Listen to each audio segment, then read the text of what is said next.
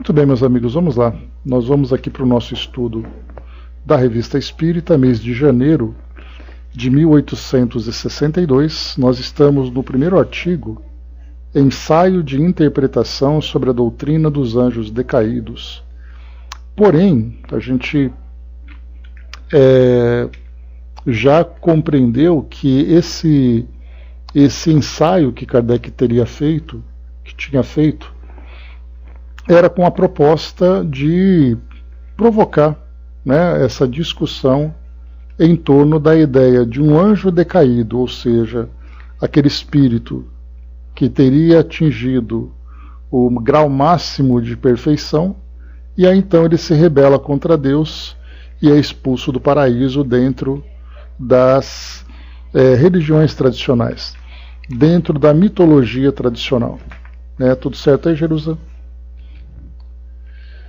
Então, ao tratarmos, nesse artigo, quando Kardec apresentou inicialmente a proposta do... Ok, que bom.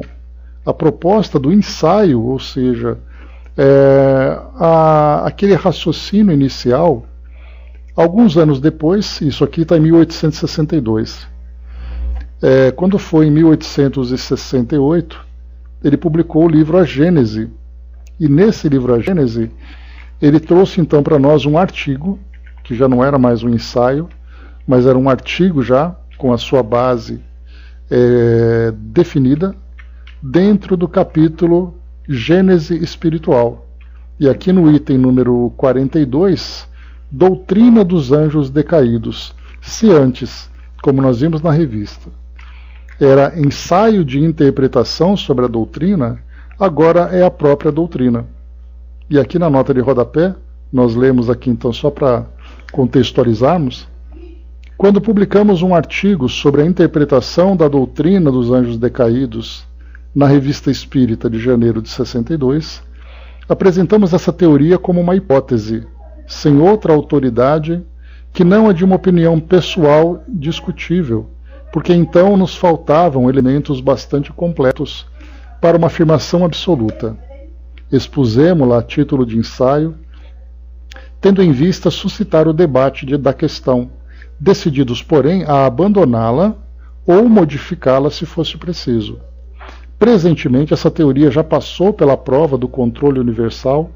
Não somente ela foi aceita pela maioria dos espíritas, aqui eu colocaria dos espíritos, né? Porque controle universal, espíritos, como a mais racional e a mais de acordo com a soberana justiça de Deus, espíritas aqui no caso mesmo, né? Mas também foi confirmada pela generalidade das instruções dadas pelos espíritos no assunto, o mesmo ocorrendo no que diz respeito à origem da raça adâmica. Então nós vimos aqui, Kardec começa primeiro falando sobre a ideia do anjo, que nada mais é do que um espírito, porque pode ser um anjo de luz ou anjo das trevas, como ele apresenta para nós. Fala que, diferentemente dos dogmas das religiões tradicionais, o anjo não é uma entidade criada perfeita à parte da humanidade, mas ele é um ser que faz parte da humanidade, porém, de acordo com o trabalho que ele realizou a título de progresso, ele conseguiu alcançar um certo grau de perfeição. Como a gente conversou, esses graus de perfeição eles podem variar numa soma incontável para nós, porque desde aquele que acaba de atingir essa condição de perfeição até aquele que já se encontra há muito tempo também incontável para nós, já trabalhando, né, nas esferas mais elevadas, nas tarefas mais complexas, muito mais próximos de Deus do que nós podemos compreender.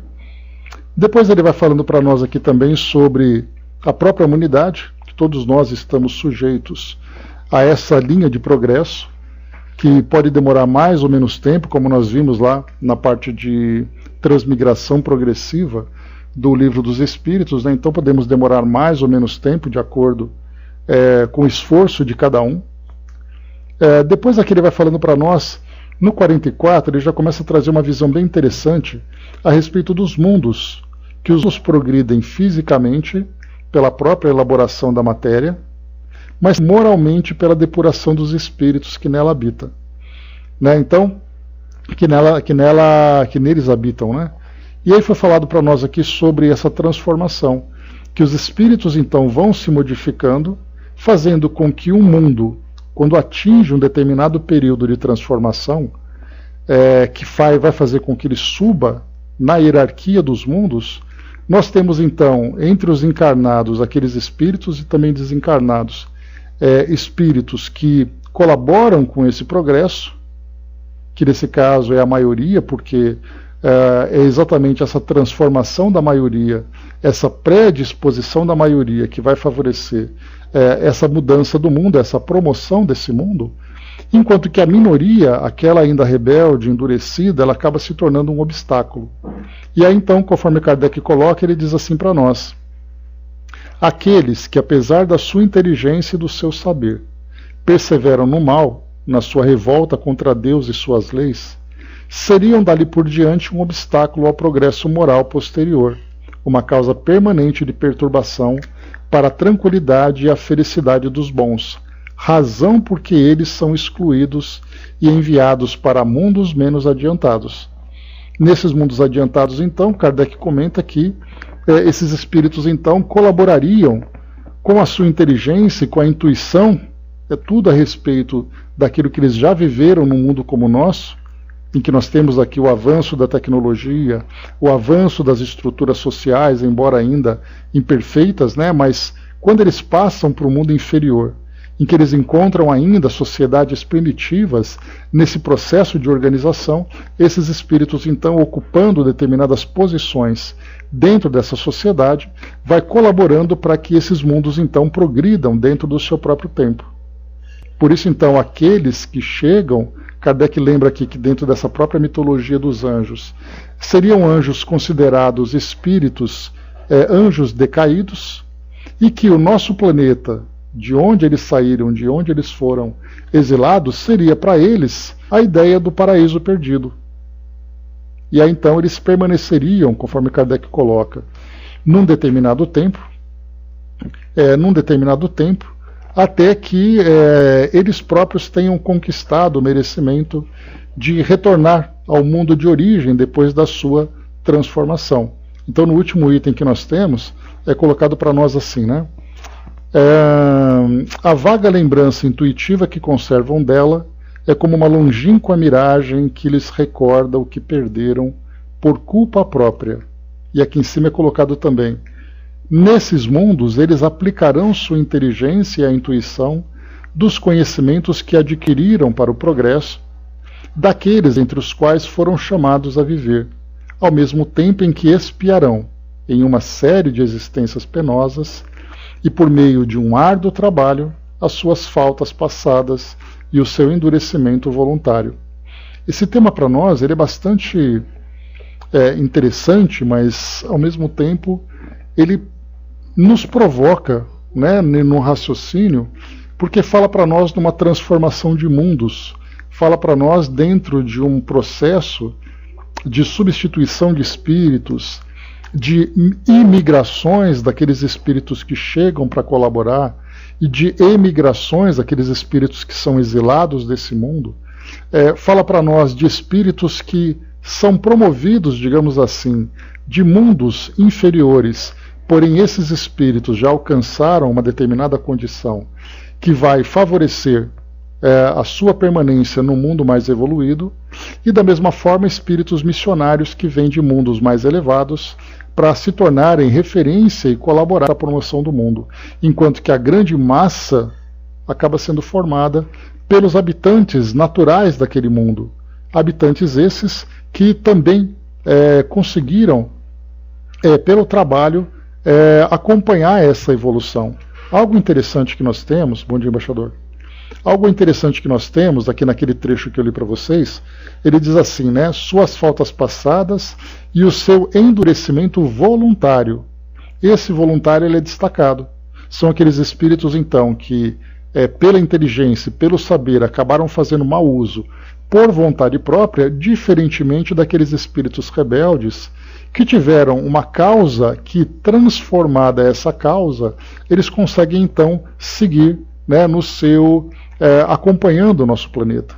Então eis a questão Nem todo espírito rebelde que nós encontramos é um espírito que será exilado, depende muito do seu histórico. Tudo isso acaba sendo analisado por esses espíritos sábios que acompanham aqui a mudança do nosso mundo, simplesmente olhando que muitas vezes um espírito hoje ele é colocado numa condição de criminoso e nós de imediato fazemos o julgamento. Esse espírito deve ser expulso do nosso mundo. Sendo que, na verdade, as causas que o levaram àquele crime que ele praticou foram de força maior, que ele não conseguiu resistir. Não foi por vontade própria, não foi uma vontade, uma maldade voluntária. Acabou sendo para ele ali uma ação equivocada, dado o seu grau de ignorância, que, sendo esclarecido, ele se liberta dessa esfera de ação. Então tudo isso acaba sendo levado em consideração. Como eu falei no estudo passado, esse processo ele é tão complexo que muitas vezes chega a parecer alguma coisa fictícia.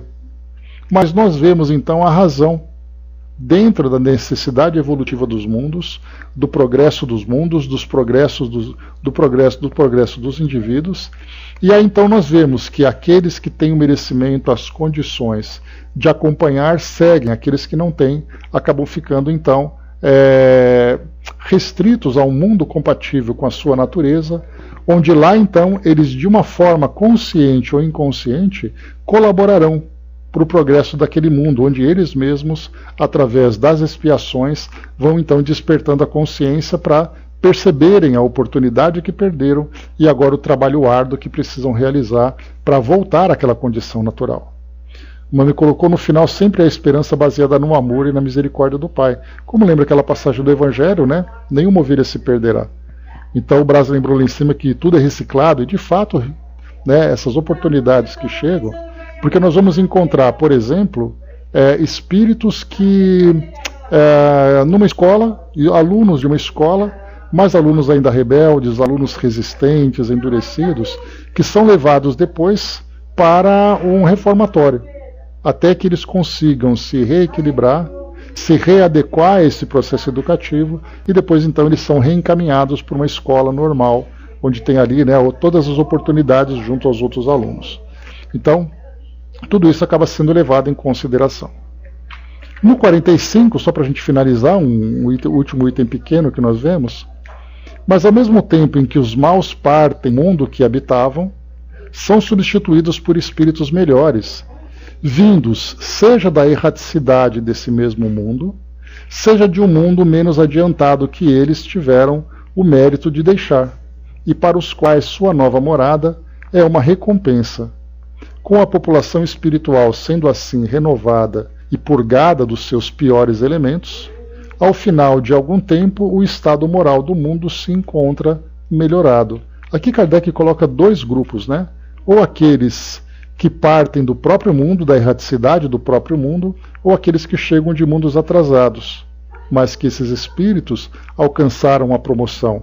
Basta a gente lembrar, por exemplo, mais uma vez, lembrando do livro Céu e Inferno, a viúva Folon, quando ela então dizia, né, que aquela era a última encarnação dela e que ela iria para o mundo mais elevado, porque ela conquistou esse mérito.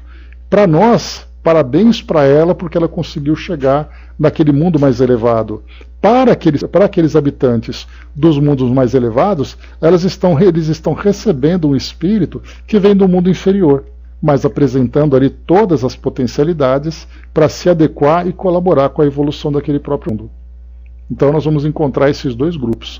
Agora o terceiro grupo são aqueles missionários, que, como foi mencionado no livro Transição Planetária, pelo Divaldo, né, são espíritos que vieram de mundos mais elevados na condição de missionários, trazendo conhecimentos e trazendo valores que vão, através da vivência do cotidiano, exemplificar esse novo modelo de comportamento, que nós vamos nos inspirar, nós vamos seguir e vamos ali então trabalhar a nossa própria evolução. Então foram esses os trechos que nós vimos aqui desse artigo que fala então sobre a doutrina dos anjos decaídos.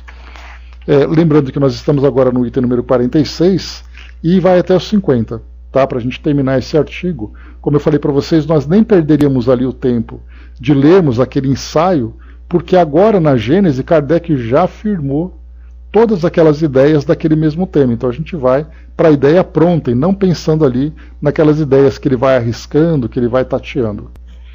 Item número 46. A raça adâmica tem todas as características de uma raça proscrita. Vamos então aqui com calma. A raça adâmica é uma expressão que Kardec utiliza fazendo uma referência a Adão, lá do livro Gênesis, do Antigo Testamento.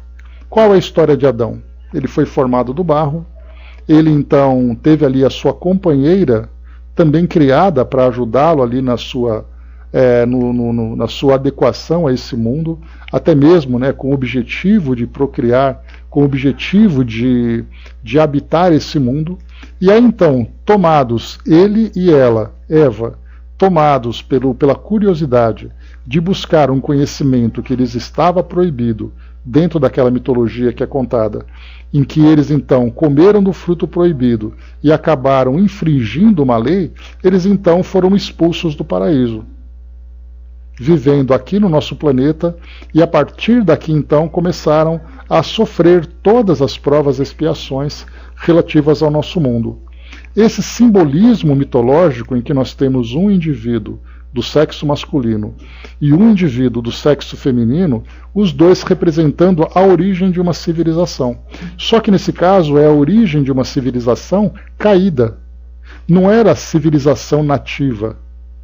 Então, quando se fala em raça adâmica, a ideia que nós temos é que esses anjos caídos, que vieram de um mundo superior, mas não tendo condições de acompanhar a evolução daquele ambiente, foram então proscritos, foram então renegados, foram expulsos, ou exilados, não expulsos, mas o exílio é quando você fica temporariamente fora, mas depois você volta, enquanto que a expulsão ela é definitiva. Eles foram então exilados. Então a ideia de raça adâmica faz uma referência à mitologia de Adão. Kardec adotou essa expressão. No livro A Caminho da Luz, Emmanuel fala também sobre essa raça adâmica, que ela, segundo os textos bíblicos, aconteceu ali por volta de 6.000 anos antes de Cristo. Então nós temos ali de 6.000 a 8.000 anos. Seriam então aquelas primeiras grandes civilizações, quando nós encontramos, por exemplo, civilizações dos fenícios, civilizações dos sumérios, a própria origem da civilização egípcia, a civilização oriental na China, outras civilizações que vieram para a América que nós aqui não conhecemos, enfim, várias civilizações que começaram a despontar no nosso mundo como grandes organizações. Então aqui o que os espíritos falam para nós, isso não é um fato histórico. O que eles trazem para nós é uma informação a título de revelação que nós vamos analisando de acordo com as circunstâncias. Então nós vamos entender que essa raça adâmica que trabalhou, que atuou, promovendo essa grande explosão de conhecimento no nosso mundo, e nós tivemos várias grandes descobertas, várias grandes novas organizações. Quando nós pegamos, por exemplo, os livros de história que estudam a história antiga, nós vamos ver essas grandes civilizações tendo uma estrutura social, uma estrutura econômica, cultura, religião, hierarquia social, tudo isso dentro desse período inicial. E antes desse período nós vamos encontrar uma sociedade absolutamente primitiva. Eram pequenas comunidades, vilas, que eram formadas e de repente surgem as grandes civilizações. E nós temos os resquícios dessas civilizações através dos monumentos que eles deixaram. Quando se faz uma visita, por exemplo, lá no Oriente Médio, lembrando, por exemplo, só para vocês terem uma ideia, a raça adâmica, Adão foi expulso do paraíso e ele então foi para uma determinada região onde a Bíblia cita dois grandes rios importantes, o rio Tigres e o rio Eufrates, que curiosamente são os dois rios que ficam naquela região do Iraque, banhando a cidade de Bagdá. Então, na verdade, dentro dos textos bíblicos, o Iraque hoje, ironicamente, era exatamente ali o paraíso perdido deles, para onde eles vieram para cá. Então, olha só onde esse povo começou, que não também por coincidência agora, estudando aquilo que os espíritos trazem, foi exatamente nessa região do Oriente Médio onde despontaram as grandes civilizações do mundo. E a partir dali, então, elas começaram a irradiar cultura, conhecimento, comportamento para várias outras regiões do mundo. E aí então nós vamos encontrar uma raça adâmica representada por essa mitologia de Adão e Eva. E não simplesmente vermos ao pé da letra dois indivíduos que povoaram o mundo, até porque a gente vai lembrar, e o Chico falou disso naquele debate do Pinga Fogo de 1971, quando ele falava, né, que assim que Caim matou Abel, Caim fugiu e foi para a cidade de Nod, encontrando ali uma sociedade onde ele se casou e teve filhos. Se Adão e Eva eram os primeiros e Caim e Abel eram os dois únicos, como é que uma cidade inteira estava já aguardando para recebê-lo e formar ali a sua família? Então nós vamos encontrar uma sociedade adâmica, uma raça adâmica e uma raça nativa. Então essa é a interpretação que nós podemos fazer dessa ideia que Kardec apresenta para nós, desses exilados, né, que depois veio aquele livro Os Exilados de Capela, um livro bem interessante que procura trazer para nós ali uma interpretação daqueles espíritos que vieram desse sistema de Capela. Era um sistema binário, né, com dois sóis, e ali planetas habitados e vieram para cá, e é bem interessante que muitos debates já aconteceram no meio espírita de pessoas que se mostravam como conhecedoras de astronomia para ficar debatendo se realmente Capela era verdade ou não, se aquele livro estava dizendo verdade ou não, né? Ou seja, discutindo o sexo dos anjos, né? Mas de qualquer forma Emmanuel também menciona capelas, e capela. Então esses capelinos lá na constelação de Cocheiro, para quem gosta de procurar ali nos mapas astronômicos, né? Então nessa constelação de Cocheiro, um sistema binário de Capela, esses espíritos teriam vindo desse mundo e passaram a habitar o nosso.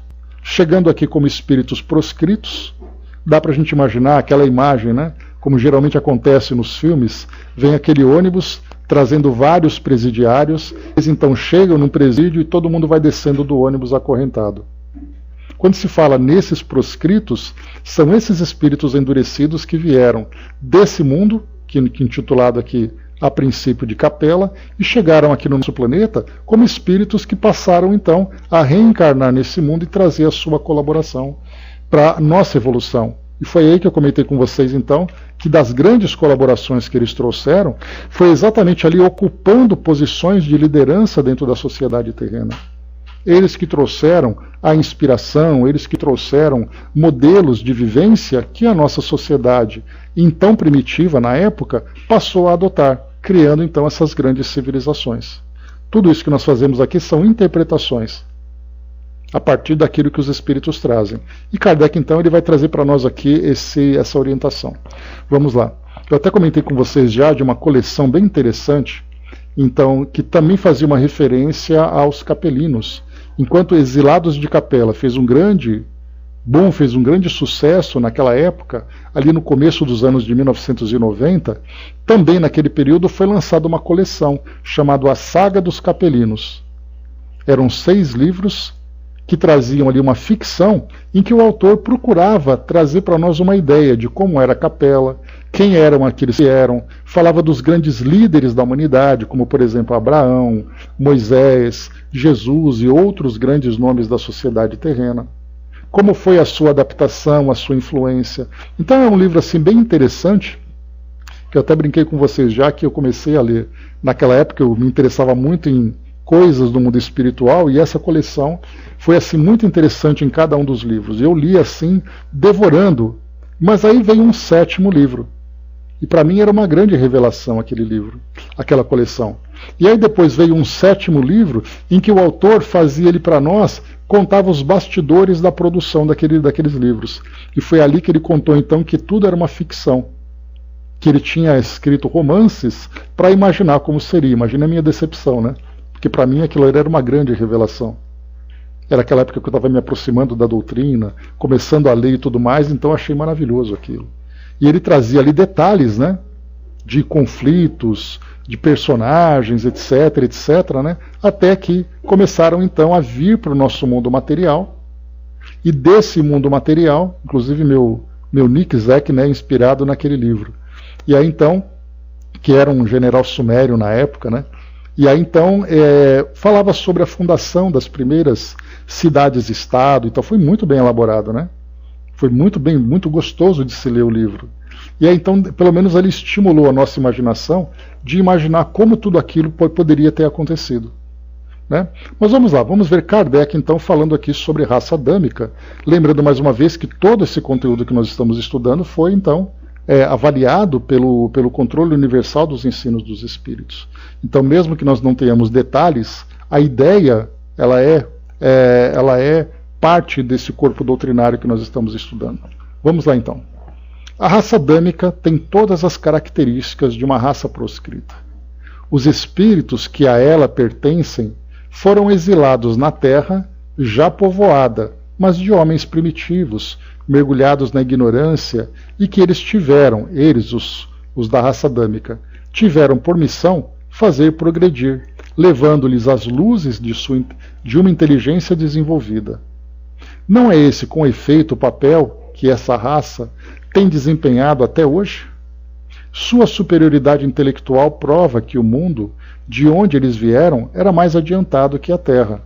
Porém, como esse mundo devia entrar em uma nova fase de progresso, e aqueles espíritos, pela sua obstinação, não souberam se colocar à altura desse progresso, eles ali teriam ficado deslocados, tornando-se um obstáculo à marcha providencial das coisas. Eis porque foram excluídos, enquanto outros tiveram o mérito de substituí-los. Deus, relegando aquela raça para esta terra de trabalhos e sofrimentos, teve razão de dizer: dela tirarás o alimento com o suor da tua fronte. Aqui é uma passagem do livro Gênesis, né? Na sua mansuetude, ele prometeu que lhes enviaria um Salvador, isto é, aquele que deveria esclarecê-la sobre o caminho a seguir para sair desse lugar de miséria, desse inferno e chegar à felicidade dos eleitos. Esse Salvador, Deus o enviou na pessoa do Cristo, que ensinou a lei do amor e da caridade, que ela desconhecia e que devia ser a verdadeira âncora de salvação. O Cristo não somente ensinou a lei, como deu exemplo da prática dessa lei, com a sua mansuetude, sua humildade, sua paciência, ao sofrer sem queixas os tratamentos mais ignominiosos e as maiores dores. Para que uma tal missão fosse cumprida, sem desvios, era preciso um espírito acima das fraquezas humanas. É igualmente com o objetivo de fazer avançar a humanidade em um determinado sentido que espíritos superiores, embora sem as qualidades do Cristo, encarnam de tempos em tempos na Terra para ali desempenharem missões especiais que aproveitam para o seu progresso pessoal, se as cumprirem de acordo com os desígnios do Criador. Então, nosso planeta hoje está passando por esse mesmo processo de transformação que Capela teria passado, em que espíritos habitariam aquele planeta colaborando com o seu progresso, enquanto que aqui no nosso mundo também espíritos viriam para cá para colaborar com o seu progresso, enquanto aqueles resistentes a essa mudança seriam então exilados a mundos inferiores, até que eles tenham se adequado e depois teriam condições de retomar a sua evolução naquele mundo que eventualmente eles teriam perdido. Então é isso que os espíritos trazem para nós de esclarecimento a partir do raciocínio que Kardec apresenta. O Brás colocou: numa agressão que sofri no mundo espiritual me levaram na Inconfidência Mineira e tudo parecia real, né? Então desdobramento também. Falando sobre os eventos, né? Porque é interessante a gente lembrar que os eventos históricos que nós vivemos aqui no nosso mundo diz respeito à nossa sociedade planetária. Agora imaginemos esses outros mundos que também têm as suas histórias, os seus eventos, as suas personagens, as suas transformações e revoluções. Bem interessante, né? Muito bem, item 47. Sem a reencarnação, a missão do Cristo, assim como a promessa feita por Deus, seria um contrassenso. Com efeito, suponhamos que a alma de cada homem seja criada por ocasião do nascimento do seu corpo, e que ela não faça mais que aparecer e desaparecer na Terra. Aqui Kardec retoma aquele raciocínio, falando sobre aqueles espíritos puros que para chegar a essa condição de pureza, passaram por todas essas etapas de reencarnações. Então aqui ele está explicando que essa reencarnação ela é lógica, porque somente assim seria possível que espíritos ainda em condições primitivas conseguissem alcançar a evolução. E que a ideia de que o espírito é criado no momento do nascimento, que é a ideia do criacionismo, e que depois que ele morre fisicamente, ele vai para o plano espiritual, para o paraíso definitivamente, ou para o inferno definitivamente, é algo que não tem sentido. Pela própria condição humana de precisar trabalhar com mais lentidão, com mais esforço, com mais detalhamento para poder alcançar uma condição de pureza. Daí a reencarnação chega para nós como um processo natural. E ele segue aqui. Assim sendo, não haveria nenhuma relação entre as almas que vieram desde Adão até Jesus Cristo, nem entre as que vieram depois. Todas seriam estranhas umas às outras. Então olha que interessante, ele diz assim, que aqueles espíritos que, por exemplo, morreram no século XIX, 1800 e alguma coisa, esses espíritos viveram o momento deles, não tiveram relação nenhuma. É como nós pegarmos, por exemplo, uma escola centenária e imaginarmos os primeiros alunos que estudaram naquela escola e os alunos contemporâneos, os alunos modernos. Qual a relação entre eles? Nenhuma, a não ser a escola. Só que para o nosso mundo é diferente, nós não podemos fazer essa separação, porque nós fazemos parte da história do planeta, porque nós também vivemos a sua própria história através das incontáveis reencarnações. Daí o encontro, reencontro, desencontro de afetos e desafetos que vão acontecendo, formando os grupos familiares que nós temos hoje. Por que espíritos que se odeiam? Por que espíritos que se amam? De onde veio esse sentimento, sendo que eles nunca se viram antes? É aí então que somente a reencarnação consegue trazer para nós uma resposta lógica, uma resposta clara. Então Kardec diz assim, vamos lá.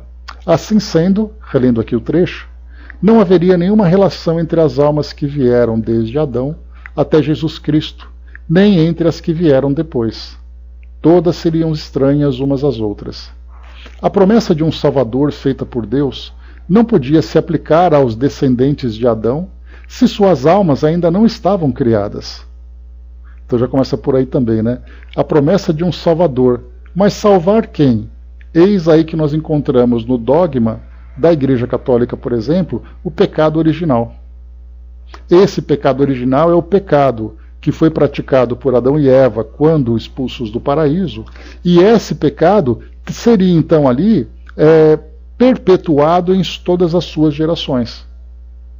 Daí então que vem um Salvador para salvar as pessoas do pecado original. Tudo isso então a gente vê dentro do catecismo católico.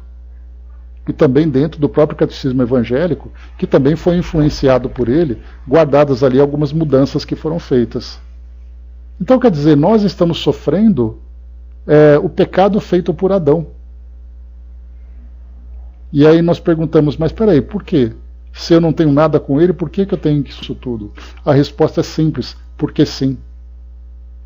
Só que, como lembra, né, o Castelo Rá-Tim-Bum, porque sim não é resposta, né? Então a gente vai trabalhar através do raciocínio e mostrando que a conexão que existe entre todos os indivíduos se dá exatamente através dessa linhagem promovida pela reencarnação.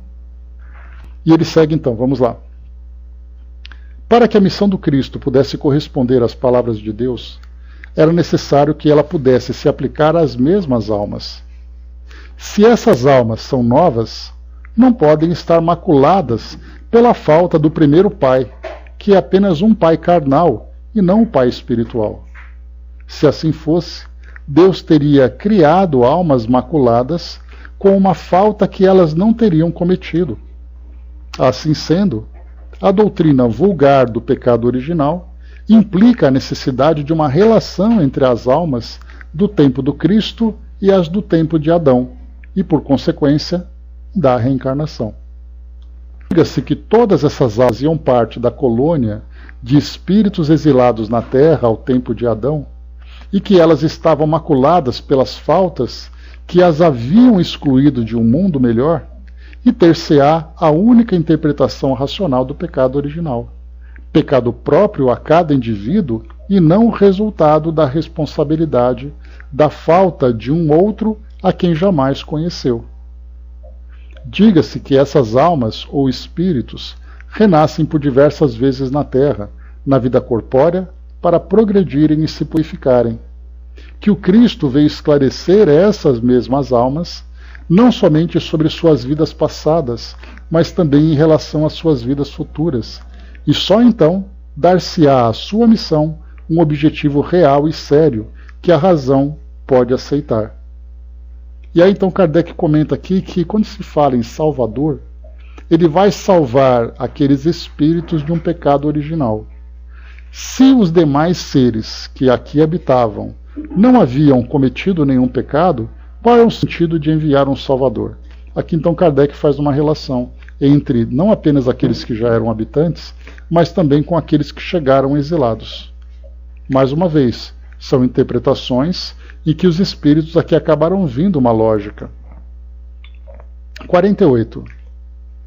Um exemplo familiar marcante por sua analogia tornará ainda mais compreensíveis os princípios que acabam de ser expostos. Em 24 de maio de 1861, a fragata Ifigênia transportou para Nova Caledônia, aqui Nova Caledônia, na nota de rodapé, um território ultramarino pertencente à França, situado no sudoeste do Oceano Pacífico, a leste da Austrália. Compreende a ilha de Nova Caledônia, descoberta pelo navegador inglês James Cook em 1774, que foi quando a Austrália foi descoberta também naquela época, que a batizou com a antiga denominação romana da Escócia, Nova Caledônia, e uma quantidade de condenados a trabalhos forçados. Então a gente lembra, né, que a história da Austrália e a história daquelas ilhas também era que assim que o James Cook, que era esse explorador inglês, ele encontrou essas terras e, claro, o Reino Unido, a coroa britânica, tomou então posse desse território. Esses lugares eles eram utilizados como exílio para criminosos na Inglaterra. Da mesma forma que aconteceu aqui no Brasil, na época do Brasil colônia, Portugal trazia nos seus navios criminosos, além, claro, né, de alguns outros exploradores, mas muitos criminosos para viver aqui no Brasil. Era uma forma de você ocupar a terra, de você ocupar, dar utilidade a essas pessoas e, ao mesmo tempo, livrar Portugal desses criminosos. Então, lá na Austrália, muitos é considerado uma grande penitenciária toda aquela região. Então, Nova Caledônia, esse território, era então considerado como um grande presídio. E ele coloca, né? E uma quantidade de pequenas ilhas e arquipélagos. Nova Caledônia foi anexada à França em 1853 e para lá eram enviados os condenados a trabalhos forçados. Né, aqui essa conquista de Nova Caledônia na época ali, né, daquela guerra que houve entre Inglaterra e França. Então, seguindo aqui, voltando, vamos lá. Então, Kardec dá aqui o exemplo para explicar para nós.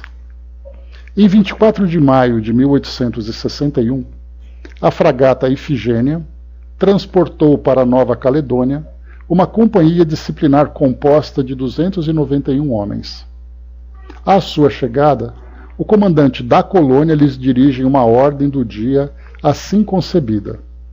Então, isso aqui é um fato que Kardec está relatando, que era ali documentado, né, nos jornais e tal. Pondo os pés nessa terra longínqua, vós já compreendestes o papel que vos está reservado.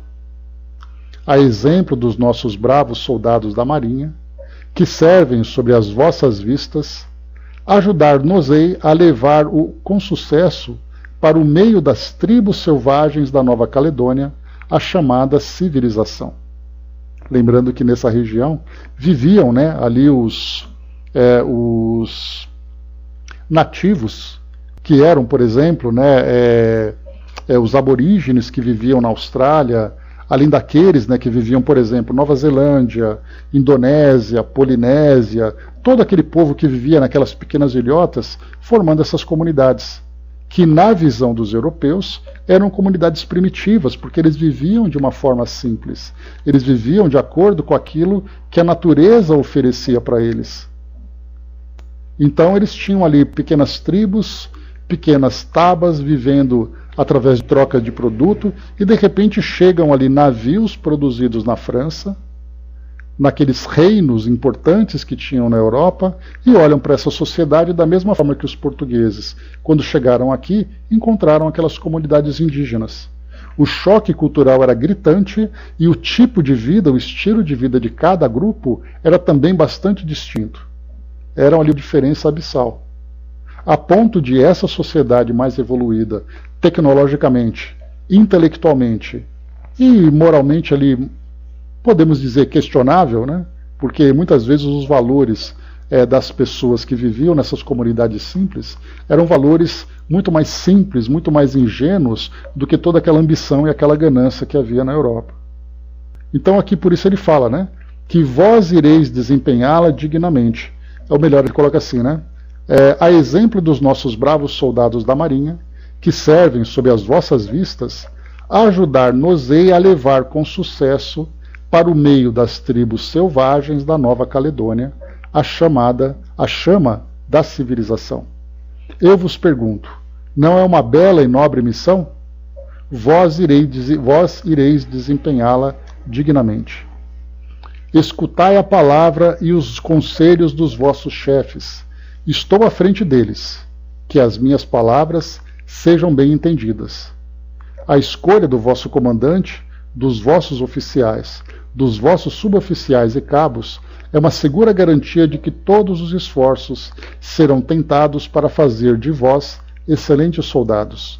E digo mais, para vos elevar à altura dos bons cidadãos e vos transformar em colonos honrados, se o quiserdes. Vossa disciplina é severa, e assim tem que ser. Colocada em nossas mãos, ficai sabendo, ela será firme e inflexível, do mesmo modo que, justa e paternal, ela saberá distinguir o erro do vício e da degradação. Então esse texto que foi lido lá por aquele comandante daquela colônia, né? E aí Kardec completa. Temos aí alguns homens expulsos pela sua má conduta de um país civilizado e mandados como punição para o meio de um povo bárbaro. E o chefe diz a eles... o que o chefe diz a eles? Vocês infringiram a lei do seu país. Lá vocês se transformaram em motivo de perturbação e escândalo e foram expulsos. Vocês são mandados para cá, mas aqui podem resgatar o seu passado.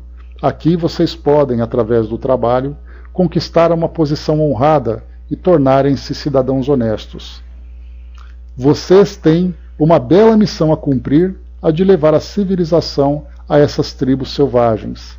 A disciplina será severa, mas justa, e saberemos distinguir os que procederem bem. E aí Kardec continua. Para aqueles homens, lançados no seio da selvageria, a mãe pátria não era um paraíso perdido por suas próprias faltas e por sua rebelião contra a lei? Naquela terra distante, eles não são anjos decaídos? A linguagem do chefe não é igual à de que Deus usou ao falar aos espíritos exilados na terra. Desobedecestes às minhas leis, e por isso eu vos expulsei do mundo onde poderíeis viver felizes e em paz. Aqui estareis condenados ao trabalho, mas podereis, pela vossa boa conduta, merecer o perdão e reconquistar a pátria que perdestes por vossa falta, quer dizer, o céu? Então o raciocínio que Kardec apresenta, ele trouxe essa ilustração que ela é bastante clara, bastante lógica. E mais uma vez, muito daquilo que é ensinado por parte dos espíritos chegam para nós a título de revelação. Ou seja, os espíritos revelam e nós não temos como comprovar. Quando se fala sobre reencarnação, por exemplo, a reencarnação era uma ideia já cultivada há muitas gerações dentro de algumas religiões. Por exemplo, dentro do hinduísmo, que é uma religião milenar, tem mais de 4 ou 5 mil anos. Nós falamos do budismo, uma religião que também ali, o Buda nasceu por volta de 600 a.C., duas religiões em que a reencarnação é uma filosofia bastante clara. E os espíritos vieram confirmar a Kardec dizendo que sim, esse é um fato. E fica fácil de observar aqui no nosso cotidiano a presença de famílias, grupos formados, espíritos que trazem tendências, espíritos que trazem a genialidade. E tudo isso começa então a se tornar elementos de análise da ideia da reencarnação. Mas quando nós falamos da evolução de um planeta, de emigração, que é a retirada, e a imigração, que é a chegada de espíritos, para nós já fica mais difícil. Principalmente porque esse é um processo que dura muito tempo e a nossa visão é uma visão limitada no agora. Então nós precisaríamos ter uma visão mais ampla, analisar uma faixa maior de experiências aqui no nosso planeta para podermos trazer isso como comprovação. Então isso tudo, exatamente essa informação, faz parte daquele pacote da fé raciocinada. Nós confiamos naquilo que os espíritos trouxeram, é a fé, mas a nossa razão faz uma análise dessa lógica para ver se ela realmente tem sentido. E para nós a gente vê que realmente a partir do momento em que o mundo precisa se transformar e que nós temos a compreensão da presença de espíritos encarnados e desencarnados e de um forte intercâmbio que existe entre os mundos, isso para nós se torna lógico. Daí então a nossa fé raciocinada. Nós confiamos na revelação e analisamos pela nossa razão e temos ali uma ideia que é clara, que é palpável para todos nós, embora nós não possamos comprovar. Questão 49, para a gente poder já chegar aqui no nosso final. O Brás colocou, né, a evolução nesse planeta é barra, e temos guerras até hoje, né? São processos, né? Como os espíritos lembram, né, Brás? É o resquício do nosso primitivismo, né? A ideia da ganância, da ambição, da agressividade, da violência, isso faz parte ainda desse nosso processo. E essas guerras todas, embora elas sejam provocadas por um determinado grupo, elas provocam em toda a sociedade planetária esse choque de constrangimento, de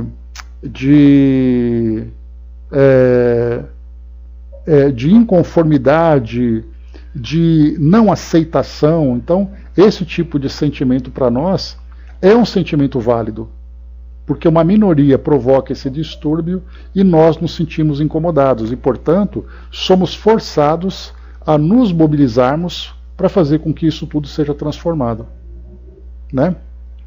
Se olharmos atentos o Evangelho de Jesus, tem tudo isso, mas um pouco enigmática, né? Pois é, porque ele acaba tendo um sentido mais figurado. E aí requer, então, interpretações variadas, né? Desde as mais corretas até aquelas mais exageradas, né? Muito bem, vamos lá. 49. À primeira vista, a ideia da decaída parece contradizer o princípio de que os espíritos não podem retroceder. E nós vimos isso, né? Que o espírito não retrocede na sua evolução. Ele não se torna pior do que era, ele simplesmente é o que é. E quando a gente fala sobre espíritos expulsos de um certo paraíso para vir para o mundo primitivo, isso seria um retrocesso? Kardec chama atenção. Porém, é preciso considerar que não se trata de um retorno ao estado primitivo. O espírito, ainda que numa posição inferior, não perde nada do que adquiriu. O seu desenvolvimento moral e intelectual é o mesmo, qualquer que seja o meio onde ele se encontre situado. Ele está na posição do homem comum, condenado à prisão pelos seus delitos. Este homem certamente encontra-se, do ponto de vista social, decaído, mas nem por isso ficou mais estúpido ou mais ignorante. Então, quer dizer, sair de um mundo mais evoluído e vir para um mundo mais primitivo, o indivíduo é o mesmo. É como se nós pegássemos aqui um avião, saíssemos do Brasil e fôssemos para uma região do nosso planeta ainda bastante atrasada na sua evolução. Quer dizer, as regiões são diferentes, mas eu não vou ser diferente no momento em que eu desembarco naquele outro lado do mundo. Eu continuo sendo a mesma pessoa. Portanto, eu não retroajo na minha evolução. O Dudu colocou, né, e o medo com que há com que há uma baixa na irradiação do orbe, né? Então, quer dizer, também a mesma coisa, né? A percepção dos espíritos, de chegarem num mundo mais inferior e perceber ali a sua vibração, a sua identidade vibracional, vamos dizer assim, para eles também é um grande choque. É como se nós entrássemos num lugar em que nós nos sentíssemos asfixiados.